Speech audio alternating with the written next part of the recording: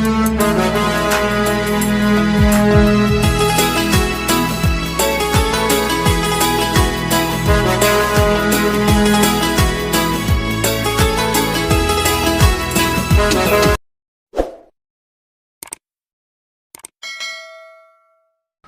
ગુરુદેવ વિદ્યાર્થી મિત્રો, પ્રીવિયસ લેક્ચરની અંદર ધોરણ 8 વિષય હિન્દી આપણે સવિસ્તાર પ્રશ્નોના જવાબ જોતા હતા। તો આજે એમાંથી જ એક પ્રશ્ન છે, પ્રશ્ન નંબર 8। સૂચના વાંચીએ। दिए गए काव्य को पढ़कर प्रश्नों के उत्तर दीजिए। तो તમારે જે રીતે ઇંગ્લિશમાં આવે છે કે પેરેગ્રાફ વાંચવાનો છે અને પછી પેરેગ્રાફ પરથી શું કરો છો તમે, પ્રશ્નોના જવાબ આપેલા હોય એના પ્રશ્નો આપેલા હોય તેમાં એ પેરેગ્રાફમાંથી જવાબ શોધી અને લખો છો। તો અહીંયા તમને કાવ્ય પંક્તિ આપેલી છે, એ કાવ્ય પંક્તિમાંથી તમારે શું કરવાનું છે, પ્રશ્નોના જવાબ લખવાના છે। તો ચાલો। खड़ा हिमालय बता रहा है, डरो ना आंधी पानी से, डटे रहो तुम अपने पथ पर कठिनाई तूफानों में, डिगो ना अपने पथ से तुम, तो सब कुछ पा सकते हो प्यारे, तुम भी ऊंचे उड़ सकते हो, छू सकते हो नभ के तारे, अटल रहो जो अपने पथ पर, लाख मुसीबत आने में मिली सफलता उसको जग में जीने में मर जाने में,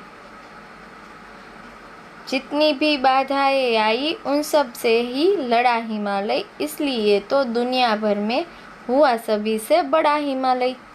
तो जुओ અહીંયા આપણને હિમાલયનું ઉદાહરણ આપી અને પ્રેરણા આપે તેવી કવિતા આપેલી છે। તો ચાલો આપણે એ કવિતાના નીચે જે પ્રશ્નો આપેલા છે તે કવિતામાંથી શોધી અને લખીએ। પેલો પ્રશ્ન છે, હિમાલય હમે ક્યાં સંદેશ દેતા હે? હિમાલય છે એ આપણને શું સંદેશો આપે છે?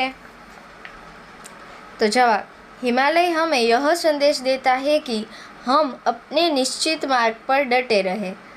हिमालय આપણને શું સંદેશો આપે છે? તો કે હિમાલય આપણને આ સંદેશ આપે છે કે આપણે આપણા નિશ્ચિત માર્ગ પર અડગ રહેવું જોઈએ। यदि हम अपने प्राण और पथ पर टिके रहेंगे तो हमारी सभी इच्छाएं पूरी हो जाएगी। જો આપણે આપણા પથ એટલે કે જે આપણું નિશ્ચય કરેલો છે એ પ્રણ એટલે નિશ્ચય અને પથ એટલે કે આપણો જે માર્ગ, જે નિશ્ચિત માર્ગ છે, જે લક્ષ્ય છે એના ઉપર આપણે અડગ રહેશું તો આપણે જે આપણી ઈચ્છાઓ છે કે આપણે આપણું સપનું છે એ આપણે પૂરું કરી શકશું। यहाँ तक कि हम असंभव को भी संभव कर सकते हैं। જ્યાં સુધી આપણે જે લક્ષ્ય પ્રાપ્ત ન કરી લઈએ ત્યાં સુધી આપણે તે કામ ઉપર મહેનત કરવી જોઈએ અને પછી જ્યારે આપણે એ માર્ગ ઉપર અડગ રહીએ છીએ ત્યારે આપણને સફળતા મળી જાય છે અને આપણી ઈચ્છાઓ પૂરી થાય છે અને આપણે એવું અસંભવ કામ હોય છે એને પણ આપણે સંભવ કરી શકીએ છીએ। ફરીથી પ્રશ્નનો જવાબ જોઈએ। हिमालय हमें यह संदेश देता है कि हम अपने निश्चित मार्ग पर डटे रहे। यदि हम अपने प्राण और पथ पर टिके रहेंगे तो हमारी सभी इच्छाएं पूरी हो जाएंगी, यहाँ तक कि हम असंभव को भी संभव कर सकेंगे। ચાલો, સરસ મજાની અહીંયા વાત હિમાલયના ઉદાહરણ દ્વારા આપણને કહેવામાં આવેલી છે। હવે બીજો પ્રશ્ન જોઈએ। मुसीबत आने पर हमें क्या करना चाहिए? मुसीबत आवे तो આપણે मुश्किली आवे तो આપણે શું કરવું જોઈએ? जवाब, मुसीबत आने पर हमें उससे भयभीत नहीं होना चाहिए। जो मुश्किली आवे આપણા જીવનમાં તો આપણે એનાથી ભયભીત અથવા તો ડરવાની કોઈ જ જરૂર નથી। उससे घबराकर अपना प्राण और पथ नहीं छोड़ना चाहिए। એનાથી ડરીને કે ગભરાઈને આપણે આપણો જે લક્ષ્ય નિશ્ચિત કરેલો છે તેના પર માર્ગ પર ચાલવાનું છોડી દેવું ન જોઈએ. ચાલો ફરી વખત આપણે જવાબ જોઈશું. मुसीबत आने पर हमें क्या करना चाहिए? मुसीबत आने पर हमें उससे भयभीत नहीं होना चाहिए, उससे घबराकर अपना प्राण और पथ नहीं छोड़ना चाहिए. હવે આગળ ત્રીજો પ્રશ્ન જોઈએ. कवि ने हिमालय को सबसे बड़ा क्यों कहा है? कवि ने हिमालय को सबसे बड़ा क्यों कहा है? कविए हिमालयने સૌથી મોટો છે એવું શા માટે કહ્યું?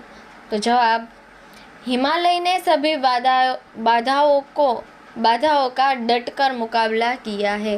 हिमालय ने सभी बाधाओं का डटकर मुकाबला किया है.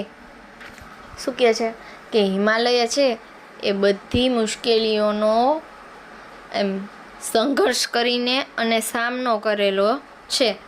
બધી મુશ્કેલીઓમાંથી બહાર આવી ગયું છે. वह हर कठिनाई से लड़ा है. તે બધી જ કઠિનાઈથી લડ્યો છે.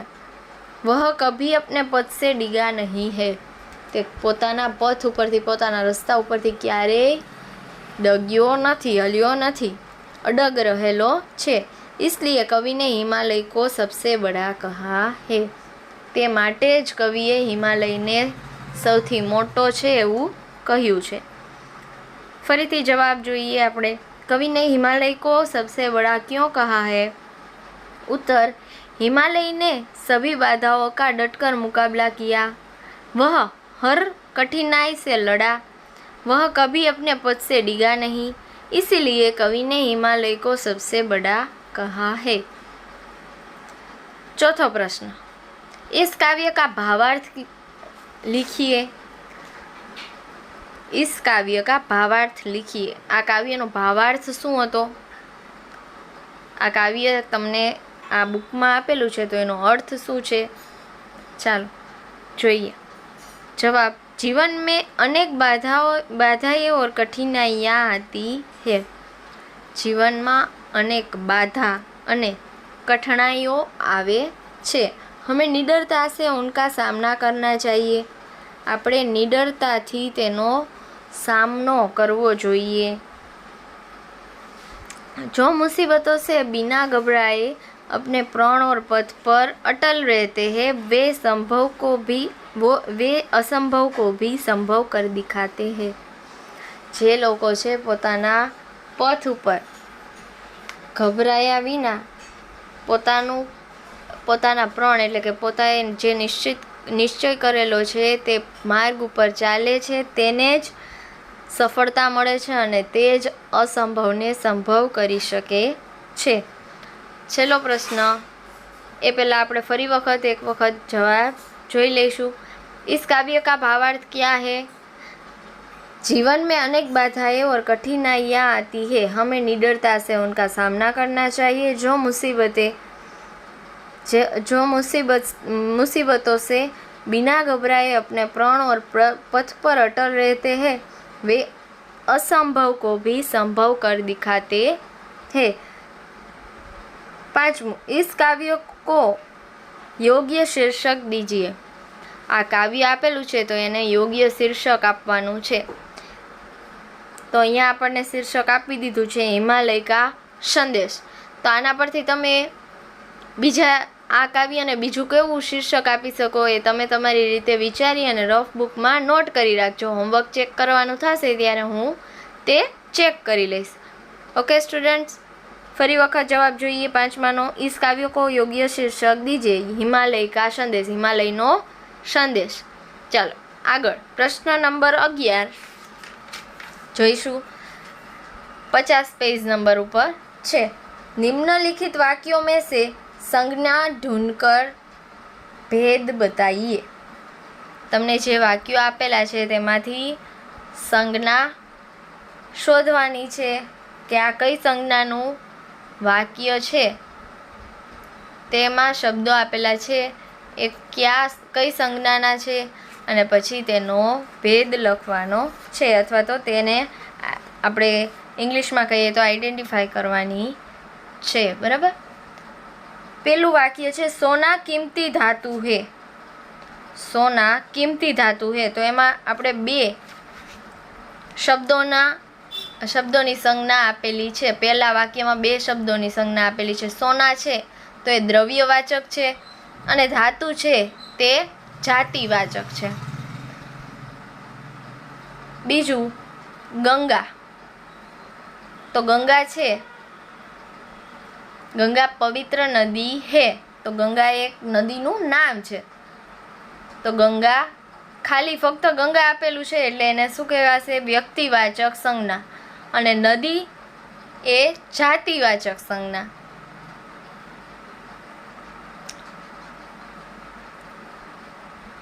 એના પછી ત્રીજું ઉમંગ દોડ રહા હે. ઉમંગ દોડ રહા હે, તો ઉમંગ છે એ વ્યક્તિવાચક સંજ્ઞા છે, વ્યક્તિનું નામ આપેલું છે.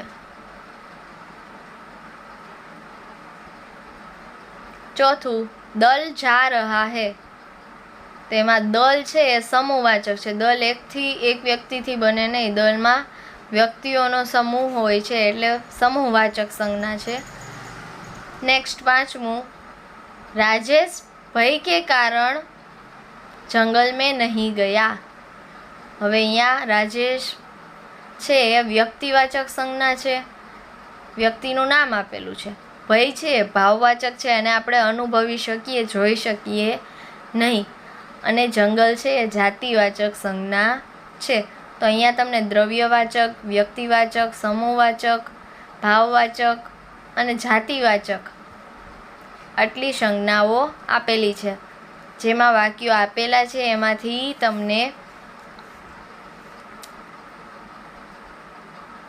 તમારે શોધી અને સંજ્ઞાઓ લખવાની છે. હવે જો નીચે બે લાઇન્સ આપેલી છે ટિપ્પણી કરીને, એને શું કહેવાય? નોટ. आधुनिक मान्यताओं के आधार पर कुछ व्याकरणी द्रव्यवाचक और समूहवाचक संज्ञाओं को जातिवाचक संज्ञा में समाविष्ट करने लगे हैं. અમુક જે વ્યાકરણી લોકો છે, જે વ્યાકરણ બનાવે છે, એ લોકો શું કહે છે કે દ્રવ્યવાચક સંજ્ઞાને અને સમૂહવાચક સંજ્ઞાને જાતિવાચક સંજ્ઞામાં સમાવિષ્ટ કરવા લાગ્યા છે. નેક્સ્ટ આપણે 12મો પ્રશ્ન જોઈશું. निम्नलिखित एक वचन वाक्यों को बहुवचन में परिवर्तित कीजिए. તમને અહીંયા એક વાક્યમાં વાક્યો આપેલા, એક વચનમાં વાક્યો આપેલા છે એને બહુવચનમાં ફેરવવાના છે. પહેલું મુझे लुटेरों का डर था. પહેલું છે એ મુझे लुटेरे का डर था, તો મને લૂંટેરાનો ભય હતો. હવે એને આપણે બહુવચનમાં ફેરવવાનું છે. હમે લૂંટેરો કા ડર થા. મુझे આપેલું હતું તેની જગ્યાએ શું થયું? હમે.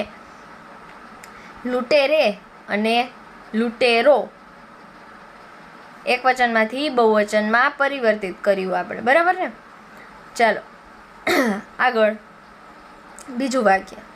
પક્ષીને ઉડાન ભરી. પક્ષી છે એ એક વચનમાં છે અને ઉડાન છે એ પણ એક વચનમાં છે. ચાલો તો હવે એને આપણે બહુવચનમાં ફેરવીએ. પક્ષીઓને ઉડાને ભરી. ત્રીજું વાક્ય. उसने मुझे मिठाई दी. उसने છે એ એક વચનમાં છે, મુझे છે એ પણ એક વચનમાં છે અને મીઠાઈ છે એ પણ એક વચનમાં છે. તો આપણે ત્રણે ત્રણ શબ્દને બહુવચનમાં ફેરવીએ. उन्होंने हमें मिठाइयाँ दी. उन्होंने हमें मिठाइयाँ दी. ફરી એક વખત જોઈએ. मुझे लुटेरे का डर था, એનું બહુવચન हमें लुटेरो का डर था. બીજું પક્ષીને ઉડાન ભરી, બહુવચન પક્ષીઓને ઉડાને ભરી. ત્રીજું उसने मुझे मिठाई दी, સામે ત્રીજું બહુવચનમાં उन्होंने हमें मिठाइयाँ दी. ओके चलो डन. लास्ट क्वेश्चन है आ पाठनो. प्रश्न नंबर 13. निम्नलिखित वाक्यों में रेखांकित भाववाचक संज्ञाओं को जातिवाचक संज्ञाओं में परिवर्तित करके एक वाक्य को फिर से लिखिए। જે તમને વાક્યો આપેલા છે તેમાં જે શબ્દો નીચે અંડરલાઇન કરેલી છે તે ભાવવાચક સંજ્ઞાઓ છે, તેને જાતિવાચક સંજ્ઞામાં પરિવર્તિત કરવાનું છે, બરાબર? ચાલો, હવે પહેલું છે એ વિજ્ઞાનને દૂરી કમ કી. તો એ વિજ્ઞાનને દૂરી કમ કી, તો દૂરી છે એનો આપણે ફક્ત ને ફક્ત અનુભવ કરી શકીએ છીએ, જે ભાવવાચક સંજ્ઞામાં છે. તો તેને હવે આપણે જાતિવાચક સંજ્ઞામાં લઈએ. વિજ્ઞાનને દુરિયા કમ કી. બીજું, નદી કી લંબાઈ અધિક હે. હવે એને આપણે જાતિવાચકમાં ફેરવીએ. નદી કી લંબાઈ યા અધિક હે. ચાલો, સમજાઈ ગયું? પેજ નંબર 50 ઉપર જે તમને પ્રશ્ન નંબર 10 આપેલો છે, અપૂર્ણ કાવ્ય કો પૂર્ણ કીજે, બરાબર? એ તમારે તમારી રીતે જાતે કરવાનો છે. એમાં કાવ્ય આપેલું છે, તે કાવ્યને પૂરું કરવાનું છે, બરાબર? ચાલો, તો આપણે ઓલમોસ્ટ બધા ક્વેશ્ચન્સ આપણે વિડીયોમાં લેક્ચર દરમિયાન ભણી ગયા છીએ. જેમ કે આ 10મો પ્રશ્ન છે અને 9મો પ્રશ્ન છે. ચિત્ર આપેલા છે અને ચિત્રના આધારે તમારે કાવ્ય બનાવવાનું છે. તમને જે કાઉન્સની અંદર શબ્દો આપેલા છે એ શબ્દોનો ઉપયોગ કરી અને કવિતા બનાવવાની છે, જે તમારે કહેવાય ને કે ઓપ્શનલ છે. આવું બધું ક્વેશ્ચન છે એ એક્ઝામમાં બહુ ઓછા પ્રમાણમાં પૂછાઈ શકે, પરંતુ તમારે ઘરે પ્રેક્ટિસ કરવાની છે. અને હા, સરસ મજાનું તમારે ચિત્ર દોરવાનું છે રફ બુકની અંદર. કલર પણ પૂરી શકો છો. તો આપણે આ પાઠની અંદર આ એક્ટિવિટી પણ થઈ શકે, જેમાં તમારે આ ચિત્ર દોરી અને તેમાં કલર પૂરી અને નીચે સરસ મજાની કવિતા લખવાની છે. આજનું હોમવર્ક જે આપણે આજે ક્વેશ્ચન ચાલેલા, પ્રશ્ન નંબર 8, 9, 10, 11, 12 અને 13, આ ક્વેશ્ચન્સ તમારે રફ બુકમાં એક વખત લખવાના છે. ઓકે સ્ટુડન્ટ્સ, અસ્તુ. જય ગુરુદેવ.